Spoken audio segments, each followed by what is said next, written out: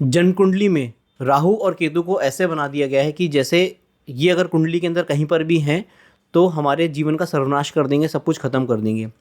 लेकिन यही राहु जब आपके कुंडली में विशेष योग बनाते हैं तो सबसे जल्दी आपको सफलता देने वाले, सबसे जल्दी आपको लाइफ में वेल्थ देने वाले और सबसे जल्दी आपको लाइफ में एक ऐसा जीवन प्रदान करते हैं जिसके आपने हमेशा से इच्छा की होती है, कामना की होती है। तो आज की वीडियो में हम यही देखेंगे कि राहु से जब राजयोग बनता है तो राहु किन परिस्थितियों में राजयोग बनाते हैं कुंडली में, और इसको डिटेल में स्टेप बाय स्टेप देखेंगे, कुंडली के एग्जाम्पल्स लेकर देखेंगे कि क्या आपकी कुंडली में राहु राजयोग बना रहे हैं या नहीं बना रहे। इस वीडियो के बाद आप आराम से खुद अपनी कुंडली में या किसी भी कुंडली में देख सकते हैं।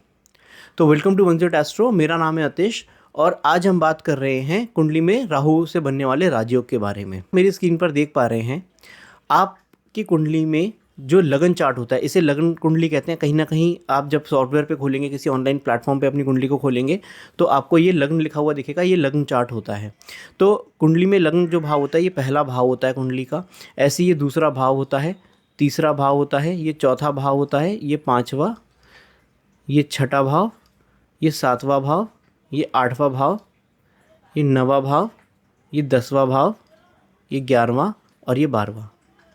अब यहाँ पर नंबर कुछ और लिखा हो सकता है कि आपकी कुंडली में राहु यहाँ पर विराजमान हो और यहाँ पर नंबर लिखा हुआ हो 4, या यहाँ नंबर लिखा हुआ हो 5, या कुछ और नंबर लिखा हुआ हो। ये हो जाती है इस भाव की राशि। तो हमें नोट क्या क्या करना चाहिए ये कॉम्बिनेशंस को देखने के लिए। सबसे पहले तो देखिए राहु किस भाव में है। तो इस कैलकुलेशन के हिसाब से, इस नंबरिंग के हिसाब से आप ये देखिए कि राहु, जैसे मान लीजिए यहाँ पर 10th हाउस में राहु है तो हमने यहाँ पर नोट कर लिया कि जो राहु है हमारी कुंडली में वो 10th भाव में है, ये 10वां भाव है। दूसरे नंबर पे हमें क्या नोट करना चाहिए कि इस भाव, ये किस राशि में है, किस पर्टिकुलर ज़ोडिएक साइन में ये राहु विराजमान है। तो यहाँ पर आप ज़ोडिएक साइन कैसे देखेंगे, जो दूसरा नंबर लिखा होता है। तो जन्म कुंडली में एक ब्लैंक चार्ट लेते हैं। तो मान लीजिए आप कर्क लगन की कुंडली लेते हैं अगर, तो कर्क लगन हो गया तो यहाँ पर 4 नंबर लिखा होगा, यहाँ 5 लिखा होगा, यहाँ 6 लिखा होगा, 7, 8, 9, 10, 11, 12, 1, 2 और 3, इस तरीके से नंबरिंग होती है। तो मान लीजिए कुंडली में राहु यहाँ पर थे, जैसा हमने एग्जाम्पल लिया, तो यहाँ पर नंबर लिखा हुआ है 1। तो आप ये देखिए कि राहु आपकी कुंडली में 10वें भाव में है। नंबर, अब इस नंबर को इस पर्टिकुलर टेबल से मैच करिए कि इस पर्टिकुलर टेबल में ये नंबर कहाँ लिखा हुआ है। मान लीजिए यहाँ पर 1 नंबर लिखा हुआ था, जैसे हमने राहु के बराबर में जो नंबर था वो था 1। तो यहाँ पर इसका जो ओनर है वो साइन हो गया एरीज और इसका जो ओनर है वो हो गया मार्स। तो हमें क्या क्या नोट करना था, हमने नोट किया राहु हमारे कुंडली के 10वें भाव में है। 10th हाउस में जो नंबर है, 10th हाउस में जो नंबर हुआ, यानी जो राहु जिस भाव में उसका नंबर क्या था, वहाँ था 1 नंबर, यानी कि यहाँ हो गई मेष राशि, जिसे एरीज साइन कहते हैं हम इंग्लिश में। और तीसरे नंबर पे हमने क्या नोट करना है, तीसरे नंबर पे हमें नोट करना है कि इस कुंडली में मान लीजिए यहाँ पर 1 नंबर लिखा हुआ है, ये राहु है। तो यहाँ पर जब ओनर हमने निकाला कि इस कुंडली का जो भाव का स्वामी है, भावेश है, वो मंगल है। तो मंगल किस भाव में स्थित है। अब मान लीजिए कुंडली में मंगल यहाँ पर स्थित है 5म भाव में, ये 5म भाव हुआ और यहाँ पर 8 नंबर राशि में मंगल है। तो हमने ये नोट कर लिया कि इसका ओनर कहाँ पर बैठा हुआ है राहु का, इस पर्टिकुलर भाव का 10वें भाव का लॉर्ड कहाँ है। तो हमने नोट कर लिया 10th लॉर्ड 5th हाउस में है। तो ये 3 चीज़ें हमें पता होनी चाहिए, ये निकालना आपको आना चाहिए और बहुत सिंपल है ऐसे निकालना। आप कुंडली में आपका राहु जहाँ पर भी है, जिस किसी भी राशि में, उसका ओनर आप अगर अभी तक समझ पाए हैं तो आप कमेंट में मुझे ज़रूर बताएं कि आपकी कुंडली में राहु कहाँ पर है, राहु का भावेश कहाँ पर है और राहु किस राशि में आपकी कुंडली में विराजमान है, और ये क्या राजयोग बना रहे हैं नहीं बना रहे। आप एंड तक अगर इस वीडियो को देखते हैं तो आप ये भी बता सकते हैं कि आपकी कुंडली में राहु राजयोग बना रहे हैं या नहीं बना रहे। तो अब देखते हैं पहला केस कि राहु राजयोग कैसे बनाते हैं। तो सबसे पहले केस में क्या है कि हमारी कुंडली में ये 4 जो स्थान है, ये 4 स्थान जो हैं, 1, 2, 3 और ये 4, ये 4 स्थान है, इन्हें केंद्र स्थान कहते हैं। और ये वाले जो स्थान हैं, पहला भाव, 5वां भाव और 7वां भाव, ये 3 भाव जो हैं इन्हें त्रिकोण स्थान कहते हैं। तो सबसे पहले तो आप ये देखिए, पहला कॉम्बिनेशन जो है कि केंद्र त्रिकोण राजयोग इसे कहा गया है, किसी भी ग्रह से बनने वाला केंद्र त्रिकोण राजयोग राहु कैसे बनाएंगे उसको समझते हैं। तो यदि राहु आपकी कुंडली में केंद्र या त्रिकोण में विराजमान है, तो जैसा कि हमने एग्जाम्पल लिया, यहाँ पर 10वें भाव में राहु विराजमान है, तो यहाँ ये केंद्र स्थान हुआ। और अब आप देखिए, जैसे हमने नोट किया था कि राहु 10वें भाव में, तो राहु हमारी कुंडली में कहाँ पर है, 10th हाउस में है। फिर हमने ये नोट किया था कि 10th हाउस की राशि क्या है, तो 10th हाउस की जो राशि है वो है मेष, और मेष का जो लॉर्ड है यानी 10th लॉर्ड जो है वो है हमारी कुंडली में मंगल, और यहाँ पर ये मंगल 5th हाउस में है। अब अगर आपकी कुंडली में इस तरह का कॉम्बिनेशन बन रहा हो जहाँ पर राहु इन 4 केंद्र स्थानों में हो, पहला, चौथा, 7वां या 10वां भाव, या फिर त्रिकोण में हो, पहला भाव त्रिकोण और केंद्र दोनों होता है, त्रिकोण स्थानों में हो, तो इसका जो लॉर्ड है, इसका जो स्वामी है, वो अगर केंद्र त्रिकोण में आ जाए, यानी यहाँ पर मंगल है, मान लीजिए यहाँ नंबर लिखा होता 5, राहु के साथ 5 नंबर होता, और यहाँ पर बाकी नंबर भी उसी तरीके से चेंज हो जाते हैं, यानी यहाँ पर हो जाती है हमारी सिंह राशि, इस टेबल के हिसाब से होती है सिंह राशि। सिंह का लॉर्ड हुआ सूर्य, तो सूर्य हमारी कुंडली में अगर हम देखते हैं, मान लीजिए सूर्य जो है वो 9वें भाव में आ जाते हैं, तो यह एक प्रकार का केंद्र त्रिकोण राजयोग राहु बनाते हैं। और राहु की दशा और अंतर्दशा में आपको आपके मन वांछित चीज़ें मिलती हैं, आपको सक्सेस मिलती है लाइफ में। अब राजयोग का मतलब ये नहीं है कि आप हमेशा वेल्थ कमाएंगे, आप बहुत ज़्यादा वेल्दी होंगे। ये बहुत ज़्यादा मिसकंसेप्शन है लोगों का कि हमेशा राजयोग को या किसी भी अच्छे कॉम्बिनेशन को सिर्फ वेल्थ से जोड़ देते हैं कलयुग में। ऐसा नहीं है। अगर आपके पास वेल्थ है और आप उस वेल्थ को एंजॉय नहीं कर पा रहे, आपको कोई लंबी चलने वाली बीमारी घेर ले, तो इस वेल्थ का भी कोई यूज़ नहीं होता। और अगर आपकी कुंडली में वेल्थ तो थोड़ी कम है लेकिन आपका जीवन बड़ा सुकून भरा है, आपको नींद बहुत अच्छी आती है क्योंकि आपके पास कोई लोन नहीं है, कोई लायबिलिटी नहीं है, या आपके लाइफ में जो आपके परिजन हैं उनके साथ सब अच्छा हो रहा है, तो ये अपने आप में एक बहुत बड़ा राजयोग है कि आपको किसी चीज़ की चिंता नहीं करनी।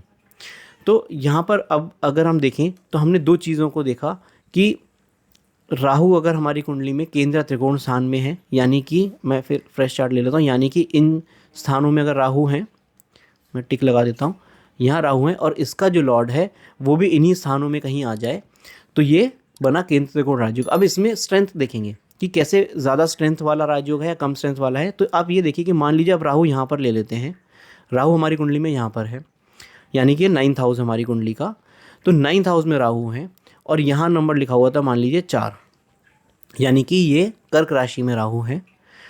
तो अब अगर कर्क राशि के राहु हैं और चंद्रमा हमारी कुंडली में 5th भाव में आ जाए, तो यह राजयोग हुआ, लेकिन इसकी स्ट्रेंथ बहुत ज़्यादा नहीं, अच्छा राजयोग है ये भी, लेकिन इसकी स्ट्रेंथ बहुत ज़्यादा नहीं होगी क्योंकि त्रिकोण और त्रिकोण का संबंध है। जब हमारी कुंडली में केंद्र और त्रिकोण का संबंध आ जाता है तो वह सबसे अच्छा राजयोग बनता है। तो मान लीजिए यही चंद्रमा इन 4 स्थानों में कहीं होते, मान लीजिए, और यहाँ पर तो 4th भाव में क्षेत्र बल भी मिलता है, तो सबसे अच्छा राजयोग यह बनता कि जो लॉर्ड है त्रिकोण का वो केंद्र में आ गया। और ऐसे ही अगर राहु केंद्र में है और उसका लॉर्ड त्रिकोण में आ जाए, यानी उसका स्वामी त्रिकोण में आ जाए, और यहाँ पर इसमें लगन जो हमारा है उसमें यहाँ पर अगर चंद्रमा आ जाए तो इसे केंद्र त्रिकोण दोनों माना जाएगा। तो यहाँ पर ये उतना ही प्रभावशाली राजयोग बना रहे हैं ऐसे राहु और चंद्रमा मिलकर। तो बेसिकली यहाँ पर हमारे जब राहु की दशा आएगी, क्योंकि हम राहु की बात करें, यहाँ पे चंद्रमा भी राजयोग बना रहा है, बट चंद्रमा का हम किसी और वीडियो में कवर करेंगे। बट क्योंकि यहाँ राहु की हम बात कर रहे हैं, राहु ऐसा राजयोग यहाँ बना रहे हैं कि राहु की दशा अंतर्दशा में ऐसे जातक को जीवन में एक तो सबसे अच्छा वर्क लाइफ बैलेंस मिलेगा। जब 9th हाउस में कोई प्लैनेट राजयोग बनाए तो इंसान के कुंडली के जो 4 स्तंभ हैं, धर्म, अर्थ, काम और मोक्ष, ये चारों बैलेंस रहते हैं। तो इस तरीके का राजयोग बनाएगा। अब इसमें आप वेल्थ को जोड़ लीजिए, 9th हाउस से वेल्थ भी आती है। वेल्थ भी ऐसे पर्सन को मिलेगी, लेकिन उससे ज़्यादा जीवन में सक्सेस मिलेगी, रेपुटेशन मिलेगी, और ऐसे पर्सन को सबसे ज़्यादा लोगों से सम्मान प्राप्त होगा। तो ये एक अपने आप में राजयोग बना रहे हैं ऐसे राहु। तो ये हो गया पहला केस, जहाँ पर हमने बात करी केंद्र त्रिकोण राजयोग की। केंद्र त्रिकोण, तो ये पहला केस हुआ। अब इसी केंद्र त्रिकोण राजयोग का एक वेरिएशन लेते हैं कि कुछ लग्नों में कुछ प्लैनेट्स योगकारक होते हैं। तो मैं एग्जाम्पल लेता हूँ टॉरस लगन का, यानी कि वृषभ लगन का। वृषभ लगन में अगर आप देखें तो लगन में 2 नंबर होता है। यहाँ ये लगन हमेशा फिक्स रहता है, और यहाँ अगर वृषभ लगन है तो यहाँ 2 नंबर होना फिक्स है। अब इस कुंडली में ध्यान से देखिए कि जब योगकारक प्लैनेट किसे कहते हैं। योगकारक प्लैनेट वो होता है कि जब कोई प्लैनेट केंद्र और त्रिकोण का स्वामी एक साथ बन जाए तो उसे योगकारक प्लैनेट कहते हैं। तो ये 4 स्थान हमने कहा था केंद्र स्थान है। तो यहाँ पर आप इस टेबल को देखिए तो यहाँ पर 11 नंबर और 10 नंबर इनका स्वामी शनि है। तो यहाँ पर ये केंद्र स्थान का स्वामी भी शनि और यहाँ त्रिकोण का स्वामी भी शनि है। तो इस कुंडली के लिए शनि योगकारक प्लैनेट है। अब अगर इस कुंडली में शनि मान लीजिए तृतीय भाव में होते हैं तो हमारा पहला केस इसमें सफिशिएंट नहीं हो रहा। पहला केस सफिशिएंट नहीं है, क्योंकि हमने पहले केस में कहा था कि राहु जहाँ पर है तो उसका जो लॉर्ड है वो केंद्र त्रिकोण में होना चाहिए, वो केस नहीं है। लेकिन अगर राहु या तो यहाँ पर 9th हाउस में आ जाए या राहु यहाँ पर 10th हाउस में आ जाए तो ये एक ऐसे प्लैनेट की राशि में है जो योगकारक है इस लगन के लिए। तो ये अपने आप में राजयोग बना रहे हैं। ऐसे ही मैं कर्क लगन का एग्जाम्पल लेता हूँ जिससे आपको ये वाला केस और समझ में आ जाए। सेकंड केस, यहाँ पर अगर आप देखिए कर्क लगन के लिए पहला और 8वें राशि इनका स्वामी मंगल है। तो यहाँ पर मंगल केंद्र और ये त्रिकोण भाव का स्वामी हुए। तो मान लीजिए राहु यहाँ पर बैठे हों या राहु यहाँ पर बैठे हों तो आपकी कुंडली में राजयोग बनाएंगे, क्योंकि एक ऐसे प्लैनेट की राशि में है जहाँ पर जो इस कुंडली के लिए योगकारक है। अब कुछ इसमें स्ट्रेंथ प्लस और माइनस कैसे होगी कि अगर मान लीजिए मंगल नीच के हो जाएं तो थोड़ी स्ट्रेंथ कम हो जाएगी, लेकिन अगर यही मंगल उच्च के बैठे हों कहीं पर, यानी कि मंगल 7वें भाव में आ जाए यहाँ पर, तो उच्च के मंगल हो गए, तो ये और भी ज़्यादा प्रभावशाली राजयोग बना। सबसे बेस्ट राजयोग ये बना क्योंकि योगकारक प्लैनेट है और केंद्र में बैठा हुआ, त्रिकोण का स्वामी है, केंद्र का स्वामी है, केंद्र में बैठ जाए। या फिर ये अपनी राशि में यहाँ पर मंगल के साथ राहु युति करें तो ये भी एक स्ट्रॉन्ग राजयोग बन गया। इस तरीके से देखा जाता है। अब इसमें हम ये देखें कि जो हमने 2 केस देखे, पहला केस देखा कि राहु का लॉर्ड जो है, हम वापस वहाँ जाते हैं तो हमने कहा कि पहला केंद्र त्रिकोण राजयोग कैसे बना कि राहु किसी ऐसे प्लैनेट की राशि में हो जो कि केंद्र त्रिकोण में हो। दूसरा केस हमने देखा कि राहु योगकारक प्लैनेट की राशि में हो।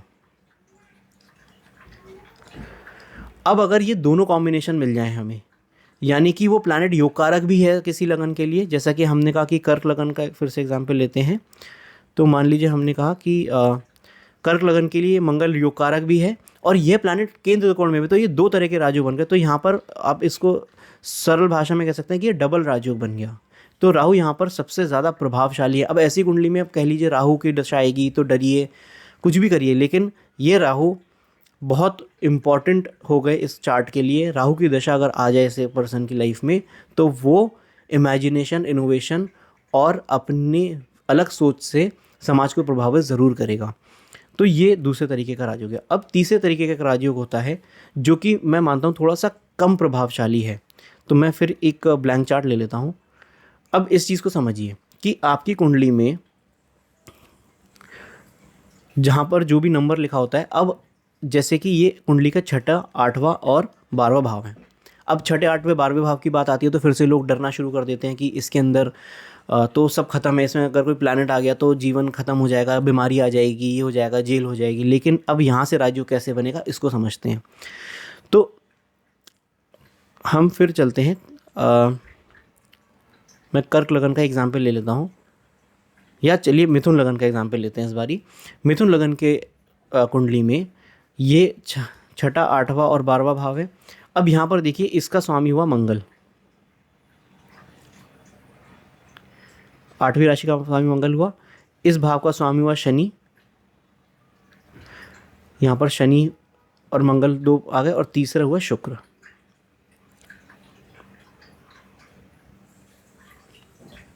यहाँ पर दूसरे नंबर की राशि का लॉर्ड हो गए शुक्र। अब राहु कैसे राजयोग बनाएंगे इन 3 भावों से जुड़कर? तो अगर मान लीजिए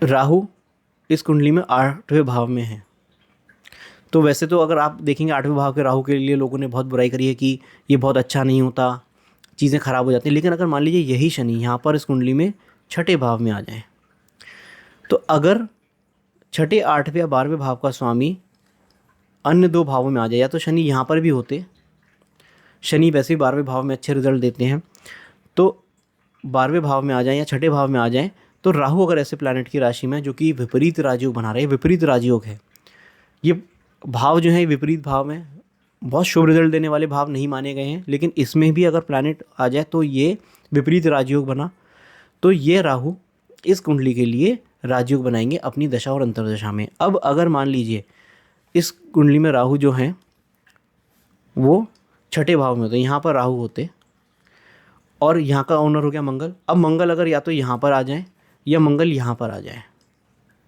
तो ये 6ठे भाव का लॉर्ड 8वें में या 6ठे भाव का लॉर्ड 12वें में, तो ये यहाँ पर बैठे राहु भी राजयोग बना रहे हैं अपनी दशा और अंतर्दशा में, और मंगल भी अच्छे रिजल्ट देंगे क्योंकि मंगल विपरीत राजयोग बना रहे हैं अपनी। तो एक बार थोड़ी सी विचित्र परिस्थिति आ सकती है जीवन में, लेकिन उसके बाद ये आपको संभाल ले जाएंगे और आगे तक लेकर जाएंगे। तो ये इस तरीके के जो राजयोग बनते हैं, ये हमारा तीसरे तरीके का राजयोग हो गया, जिसको हम कहेंगे कि जब राहु पार्टिसिपेट करते हैं। तीसरा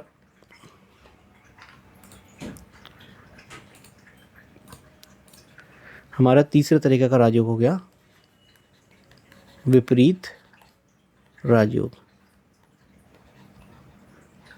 तो राहु ने तीसरे तरह का जो राजयोग बनाया विपरीत राजयोग है। ये 3 जो राजयोग हैं ये मेन हैं, ये सबसे ज़्यादा प्रभावशाली है राहु के राजयोग। और भी इसमें अब स्ट्रेंथ कैसे देखते हैं? अब मान लीजिए राहु 10वें भाव में आ जाएं किसी कुंडली में, तो राहु नेचुरली अच्छे रिजल्ट देने में सक्षम हो जाते हैं। 10वें भाव में आ जाएं, तीसरे, 6ठे या 11वें भाव में आ जाएं और इनके लॉर्ड केंद्र या त्रिकोण में बैठे हों, तो ये जो राजयोग हैं ये कुंडली में और प्रभावशाली हो जाते हैं। तो इसके हमें वेरिएशन देखना चाहिए। ये मैंने आपको मेथड्स बता दिए। अब कुछ लोग कहते हैं कि राहु उच्च के हो जाएं या राहु का जो लॉर्ड है वो उच्च में बैठा हो, ये राजयोग डायरेक्टली नहीं है, इनको राजयोग नहीं कहेंगे। ये आपके प्लैनेट को स्ट्रेंथ देते हैं, आपके राहु को सक्षम बनाते हैं आपको अच्छे रिजल्ट देने के लिए, लेकिन ये राजयोग का ऐसा कहना ज़रूरी नहीं है। और राजयोग को कभी भी वेल्थ से कंपेयर मत करिए, वेल्थ से इसको कंफ्यूज मत करिए। धन योग और राजयोग कुंडली में अलग अलग देखा जाता है। अगर हमें इसी राहु से बनने वाले धन योग देखने होते, जो कि मैं किसी अन्य वीडियो में कवर करूँगा, मे बी नेक्स्ट वीडियो में कवर करूँगा, तो अगर राहु का जो संबंध है वो इन भावों के स्वामी से आ जाता, जैसे हमने लॉर्डशिप देखी इन भावों के स्वामी से आ जाता,